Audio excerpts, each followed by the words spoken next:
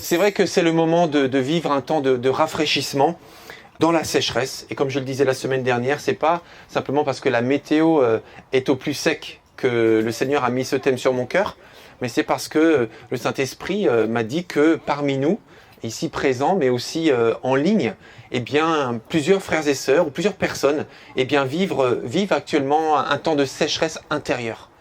Et c'est justement le moment où Dieu dit, bien, je veux abreuver ton cœur, je veux te faire sortir de cet épisode de sécheresse, afin que tu puisses trouver la vie à l'intérieur de toi. Et cette vie, je veux te la donner.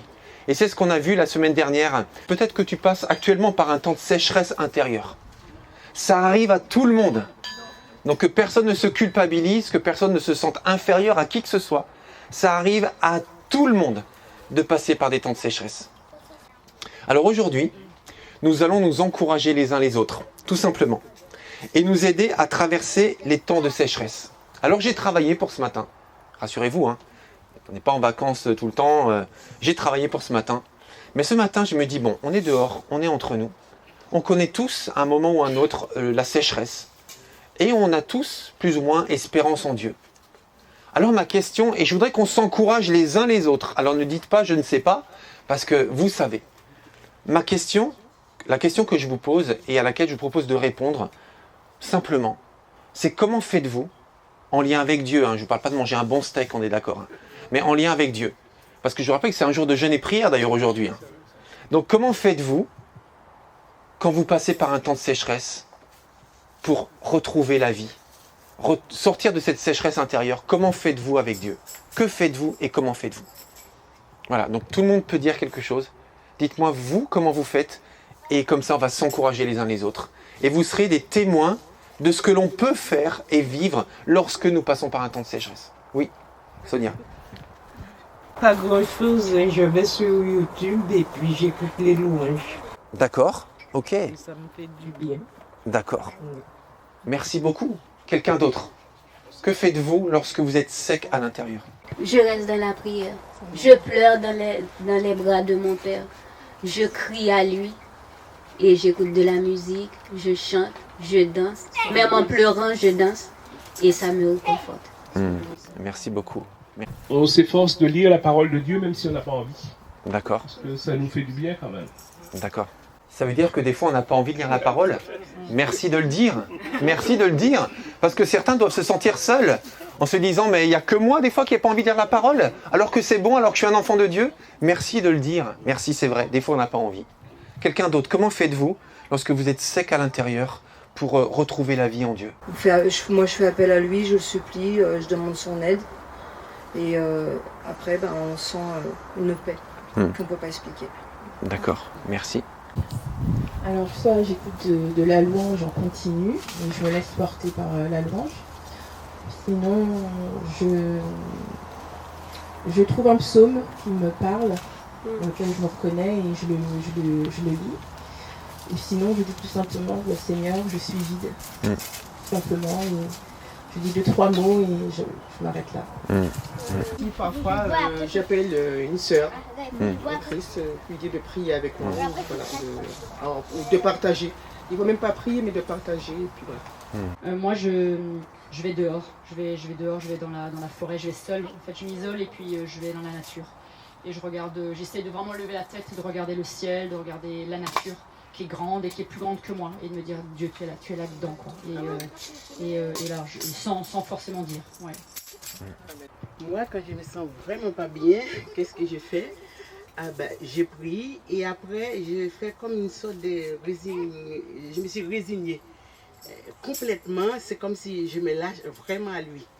C'est comme si, quand on dit on abandonne à Dieu, soit on le met dans le coffre, ou bien on le met derrière la voiture, ou bien on le met à côté. Mais j'essaie de lui donner la place du conducteur. C'est lui qui me conduit. Après, je me laisse aller. C'est ce que je me dis, quel que soit ce qui va arriver, je lui ai demandé la paix qui me donne la force pour supporter. Et là, je me sens bien parce que j'ai lâché tout à lui. Alors moi, je suis beaucoup bénie par la louange. Et vraiment, c'est une dimension particulière. Parce que je sens vraiment une connexion avec Dieu. Et là, il m'apaise à ce niveau-là. Je vais aussi dire que je me rappelle, je vis la reconnaissance. je me rappelle que si Dieu a été capable de faire avant, il sera encore capable de faire maintenant et après. Et j'avais quelque chose en tête. Je me rappelle de la famille aussi de Dieu. Ça me bénit parce que du coup, comme je l'avais dit, il y avait 2 dimanches, Dieu savait qu'on ne pouvait pas vivre seul notre foi. Et se rappeler ou se solidifier les uns les autres, ça bénit énormément. Donc je pense que c'est un condensé de tout ce qu'on a dit. Dieu sait nous parler ou Dieu sait nous bénir chacun d'une façon particulière parce que voilà, on est tous différents. Mais voilà, à mon niveau, c'est ça. J'essaie vraiment au quotidien, ou même je me prépare déjà avant quand tout va bien, de rester dans une attitude de louange, de reconnaissance pour que lorsque ça n'ira pas, parce que il y aura des moments plus difficiles, j'applique voilà, ce temps d'adoration et ce temps de reconnaissance. J'essaie de mémoriser tout ce que le Seigneur a fait pour moi, en particulier ma guérison que vous connaissez tous. Alors, j'arrête pas de remercier, j'arrête pas à prier pour nos frères et nos sœurs dans l'église de Dieu de Pontoise. Si tu m'as guéri, tu pourras guérir les autres frères et les sœurs.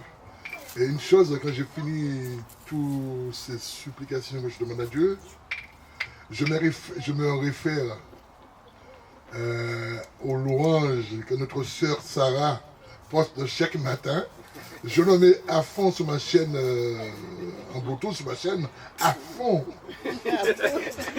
Et j'essaye de chanter, même si je ne sais pas chanter. Le Seigneur, il m'entend. Amen. Il m'entend, voilà, je suis content. Voilà. Merci Sarah encore. Quand on s'écoute, on réagit à peu près tous de la même manière. On réagit tous de la même manière. Et comme parlait Annie, ça me fait penser, moi aussi ça m'est arrivé des fois, mais vraiment une sécheresse à cause parce que bon, c'est pareil, j'ai une vie difficile. Et c'est pareil, dans ma chambre, seulement le bruit d'un oiseau. Le bruit d'un oiseau, et je me mets en adoration. En fait, j'essaye de plus m'occuper de mon souci, mais d'adorer le Seigneur. J'ai passé aussi des expériences comme ça, par l'adoration, la louange, et le Seigneur m'a énormément béni aussi avec la louange. Et c'est important qu'on puisse entendre les témoignages des uns des autres pour réaliser qu'en fait, on est tous les mêmes. Et ça m'a vraiment beaucoup béni ce que vous avez dit, et ça rejoint complètement ce que j'avais pensé vous partager. Parce que en fait, je voudrais vous partager ce que je vois dans la parole, ce que je vois dans ma vie, ce que je vois dans nos vies, parce qu'on est fait de la même matière au départ. Mais en fait, en écoutant nos échanges, il y a quelque chose qui revient souvent, c'est que j'ai besoin de m'adresser à Dieu. Par la louange, donc par le chant, par la prière, par le silence. Par le silence, j'ai entendu juste d'être à l'écoute de Dieu. Mais j'ai besoin de Dieu.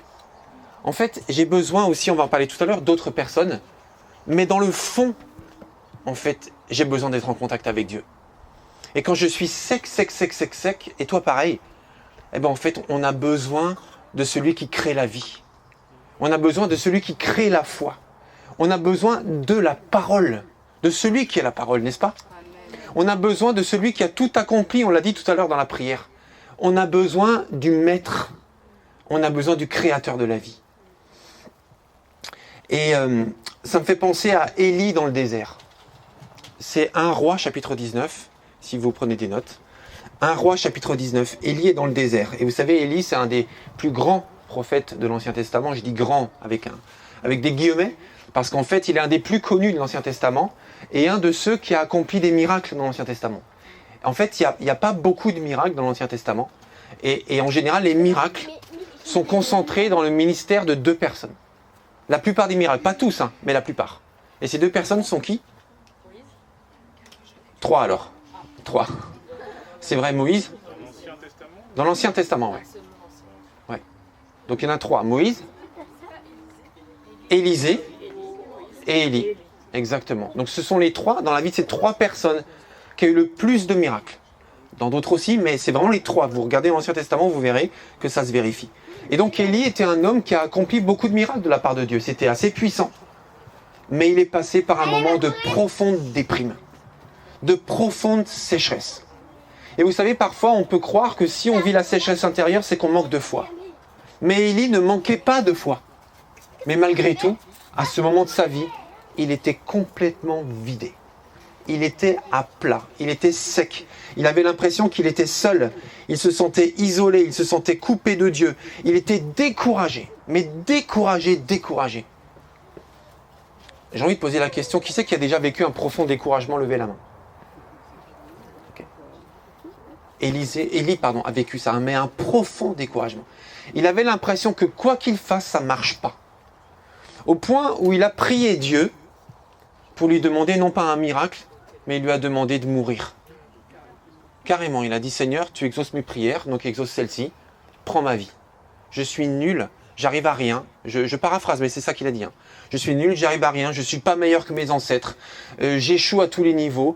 Il était au fond du trou. 1 Roi chapitre 19. Donc je vous inviterai à lire le chapitre entier chez vous, tranquillement. Et il passe par une profonde déprime et un profond sentiment de solitude. Et à ce moment-là, on a l'impression que personne ne s'intéresse à nous, que personne ne nous comprend, que personne ne peut nous aider. Et là, il veut mourir et il se couche sous un arbre. Et un ange le réveille. Vous savez qu'un ange, ça veut dire messager en fait. Donc là, c'était un ange de Dieu, c'était un ange créature céleste. Mais un ange, ça peut être aussi une personne qui, au moment précis, envoie le bon passage, passe un coup de fil. Vous savez, c'est l'appel inattendu. Mais à ce moment-là, cette personne est un ange.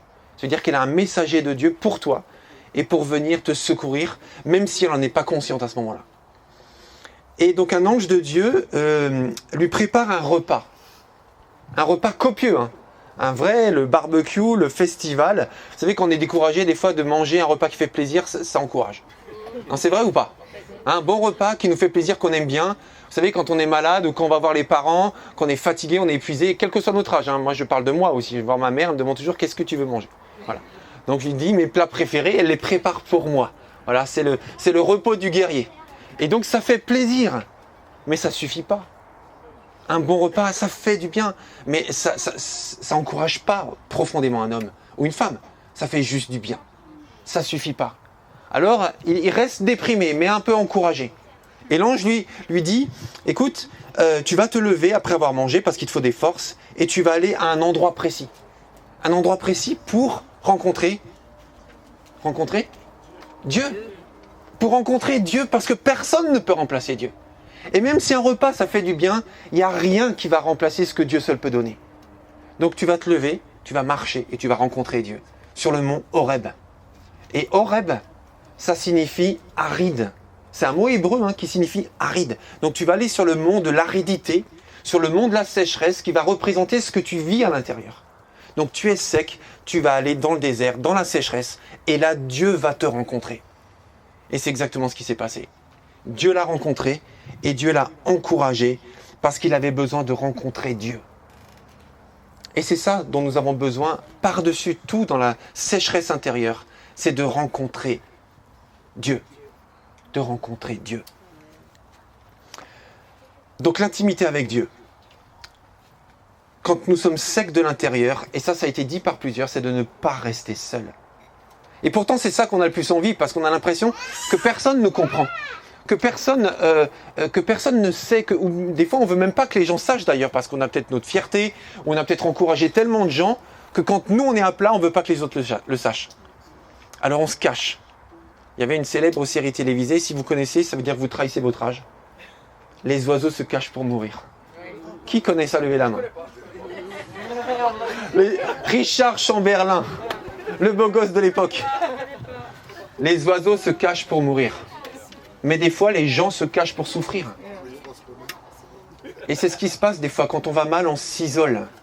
On a l'impression qu'on est seul et on reste chez nous et on s'isole et on coupe son téléphone, on coupe Internet, on coupe tout en fait, on ne veut plus voir personne.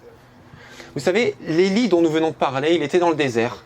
Et dans 1 Roi chapitre 19, verset 10, il dit 2 fois à Dieu. Parce que visiblement, il avait oublié que Dieu savait tout. Donc il a expliqué à Dieu quand même les choses. Élie, et il a dit à Dieu, je suis resté, moi, seul. Je suis resté, moi, seul. Il se sentait totalement seul. Et c'est pour ça aussi qu'il était tellement découragé. Parce qu'il était persuadé qu'il était seul à être fidèle à Dieu. Alors il était découragé, il avait l'impression que quoi qu'il fasse, personne ne comprend, personne ne le soutient, que personne personne n'aime Dieu, en fait, puisqu'il était prophète. Et donc il a l'impression que son ministère servait à rien. Je suis resté, moi, seul. Et là, Dieu lui répond au verset 18, 1 Roi 19, verset 18, mais non, c'est faux, Élie, c'est faux. Regarde les faits, tu te sens seul. Ça, je l'entends complètement. Je sens ton cœur, dans la solitude, dans l'isolement. Je sens que tu te sens seul, mais tu n'es pas seul. Et là, Dieu lui rappelle qu'il y a 7000, c'est pas 3-4, c'est pas 2-3 résistants comme lui, mais c'est 7000 prophètes qui, comme lui, n'ont pas fléchi le genou devant les idoles. Donc il n'était, et il le savait en plus, il le savait, c'était pas une nouvelle que Dieu lui donnait, il le savait, mais il avait oublié, parce qu'il se sentait seul. Et souvent, quand on est sec, nos émotions prennent le dessus sur tout. C'est comme si la réalité ne comptait pas. C'est comme si on n'avait plus la capacité de voir les faits, mais nos émotions prennent le contrôle. Nous nous sentons seuls, donc nous sommes seuls. Mais non, Élie, tu n'es pas seul. Tu te sens seul, mais il y a 7000 personnes comme toi. Et maintenant, tu vas les rejoindre. Et c'est ça aussi, vraiment la clé, quand on est sec à l'intérieur, c'est de ne pas rester seul et de rejoindre les autres. Et vous savez, dans la Bible, très souvent, il y a une expression qui revient, dans le Nouveau Testament en particulier. C'est les uns les autres. Les uns les autres, les uns les autres, les uns les autres. Aimez-vous les uns les autres. Soutenez-vous les uns les autres. Priez les uns pour les autres. Encouragez-vous les uns les autres. Supportez-vous les uns les autres. Parce que c'est pas toujours facile la vie en communauté. Les uns les autres. Je ne sais plus combien de fois, je crois que c'est une quarantaine de fois. Où cette expression les uns les autres revient dans le Nouveau Testament. Alors mes amis, vivre l'église sur Internet, ça dépanne. On l'a vécu pendant le confinement, ça rend service. Merci Seigneur pour cette possibilité technique que nous avons eue.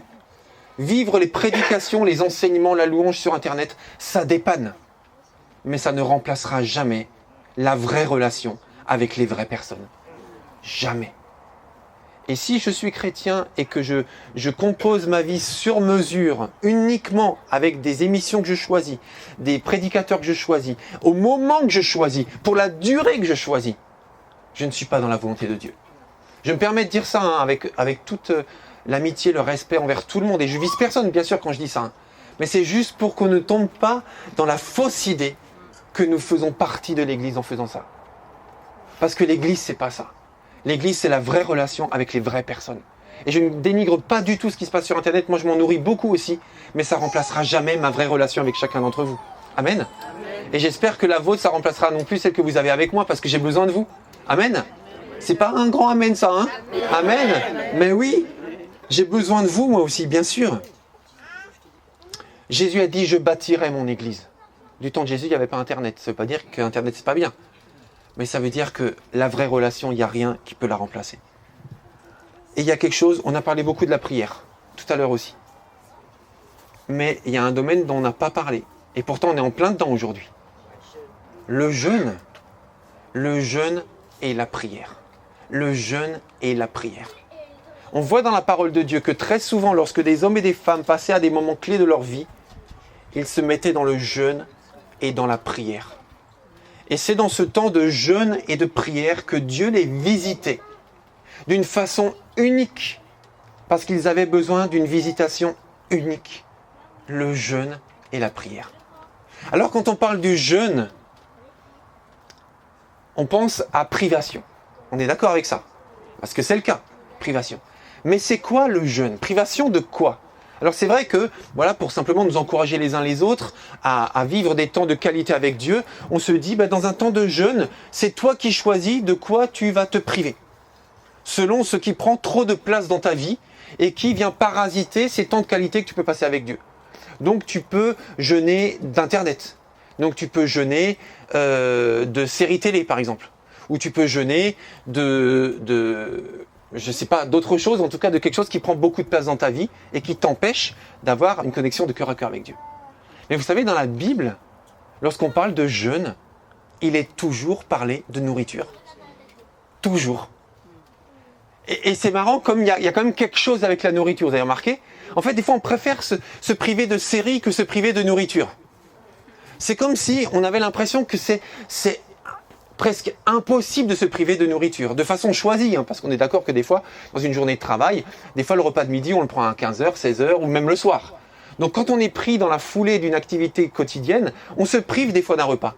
Mais de le choisir et de le remplacer par la prière, c'est comme si c'était super dur. Et il y a quelque chose qui se passe avec la nourriture quand même dans nos vies. Là en ce moment, je suis en train aussi de me rafraîchir intérieurement en lisant un livre sur le jeûne. J'en ai lu plusieurs, hein, et je pratique le jeûne comme vous, hein, régulièrement. Mais en même temps, ce livre, il me rafraîchit, il me redonne le plaisir de jeûner. Et dans ce livre, il y a un chapitre, c'est le 2e ou le 3e chapitre qui s'appelle « Vaincre le roi estomac ». Vaincre le roi estomac. Vous savez, celui qui siège et qui dirige nos vies, l'estomac. Voilà, on est d'accord de jeûner d'autres choses, mais la nourriture, c'est trop dur. Il se passe quelque chose avec la nourriture quand même. N'oubliez pas, le premier péché de l'humanité s'est passé à travers de la nourriture quand même. Quand même. Ça veut dire que c'est à travers un aliment ingéré par la bouche que le premier péché est entré dans l'humanité. Satan aurait pu les tenter par autre chose, mais il savait qu'avec la nourriture, il y a quelque chose qui fait plaisir. Il y a moyen de faire des trucs par la nourriture. Rappelez-vous quand même qu'avant de faire son tout premier miracle et toute la série de miracles et d'enseignements que Jésus a accomplis, il a choisi de se priver de nourriture. Il y a quelque chose à comprendre avec la nourriture en fait. La nourriture, c'est une bénédiction et un piège en même temps. Et dans notre culture occidentale, alors dans le monde entier, hein, mais dans notre culture occidentale, on a quand même un rapport avec la nourriture qui est très affectif. Et on oublie des fois que ça sert de carburant à l'organisme. Et on vient noyer notre chagrin dans la nourriture. On vient se réconforter dans la nourriture. On vient s'encourager par la nourriture. En fait, on a l'impression que la nourriture est devenue tellement de choses que de se priver de nourriture, c'est se priver de trop de choses.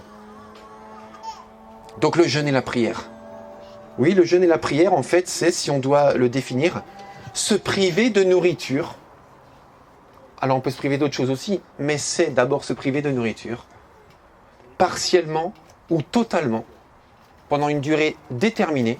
Ça peut être un seul repas, ça peut être une journée entière, ça peut être 2-3 jours, ça peut être une semaine, ça peut être 21 jours, ça peut être 40 jours, peu importe. Donc une partie des aliments, ou tous les aliments, pour une durée déterminée, et pour un but précis, qui est un but spirituel, de se rapprocher de Dieu. Donc ce n'est pas une performance. C'est pour ça que Dieu dit quand vous jeûnez, eh bien ne le montrez pas aux autres. Ça ne veut pas dire qu'on ne peut pas en discuter. Ce n'est pas un sujet interdit. On peut s'encourager, partager nos expériences aussi, même concrètes, pour savoir comment on a surmonté la faim, le gargouillement, les maux de tête qui arrivent parfois au début, et comment on a pu surmonter certains obstacles pour pouvoir franchir un cap. C'est bien qu'on le fasse pour s'encourager, mais pas pour faire la performance. Donc c'est se priver de nourriture, de certains aliments ou de tous les aliments pour une durée définie en vue de passer un temps de qualité avec Dieu dans le but de lui ouvrir notre cœur et de le laisser nous ouvrir son cœur. Amen. Alors le jeûne est associé à la prière et le jeûne associé à la prière est souvent sous-estimé. Souvent on sous-estime, on prie, mais on ne jeûne pas si souvent que ça. C'est souvent sous-estimé. La privation de nourriture accompagnée de la prière, c'est souvent sous-estimé. C'est pas pratiqué assez souvent, ou alors de façon pas assez qualitative. Ça veut dire que, juste que je relise mes notes, voilà, c'est que parfois en fait on se prive de nourriture, mais on ne prend pas un temps de qualité dans la prière pendant ce temps-là. C'est-à-dire que dans une journée de travail, on se dit bon, ce midi je mange pas, je vais jeûner, le Seigneur connaît. Ouais, mais si pendant ce temps tu vas faire les courses, ou si pendant ce temps tu vas regarder la télé, ou si pendant ce temps tu vas faire autre chose, c'est pas un jeûne spirituel. C'est juste une privation de nourriture en espérant que Dieu, voyant ton sacrifice, va te donner une bénédiction spéciale. Mais c'est pas ça dont on parle en fait. On parle de rafraîchir son cœur sec. Et pour ça, il faut passer un temps de qualité avec son Dieu. Et le jeûne et la prière est un des moyens. Amen. Amen. Alors un dernier moyen, ça a été dit, Jean-Yves. Merci Jean-Yves. J'ai aimé quand tu as dit, même quand on n'a pas envie. Et là on se dit, mais non mais Jean-Yves, il a toujours envie de lire la parole de Dieu. Il a toujours envie, il connaît bien la parole de Dieu, il connaît bien l'Ancien Testament, les Anakim, les armées ennemies d'Israël, il connaît les Philistins, il connaît tout ça sur le bout des doigts. On a l'impression que quasiment c'était de la famille, quoi, je veux dire. Donc Jean-Yves, il a toujours envie de lire la parole de Dieu. Mais Jean-Yves a dit tout à l'heure, même quand on n'a pas envie. Et ça, c'est bon. On a besoin de partager aussi nos difficultés, de partager aussi nos manquements, parce que ça nous encourage de se dire, je ne suis pas seul à lutter pour lire la parole de Dieu. En fait, quand Jésus était dans le désert, donc la sécheresse, lui-même, il n'avait pas mangé pendant 40 jours, 40 nuits. Et il eut faim. Et Satan est venu pour le tenter avec de la nourriture. Ah, c'était le plus évident. Il a commencé par ça. Et Jésus lui a répondu, l'homme ne vivra pas de pain seulement, mais de toute parole qui sortira de la bouche de Dieu. Donc Jésus dit, la nourriture c'est important, mais il y a encore plus important que ça. C'est la parole de Dieu. On mange combien de fois par jour? Officiellement. 3 fois, officiellement environ. On grignote combien de fois par jour? Je ne veux pas le savoir.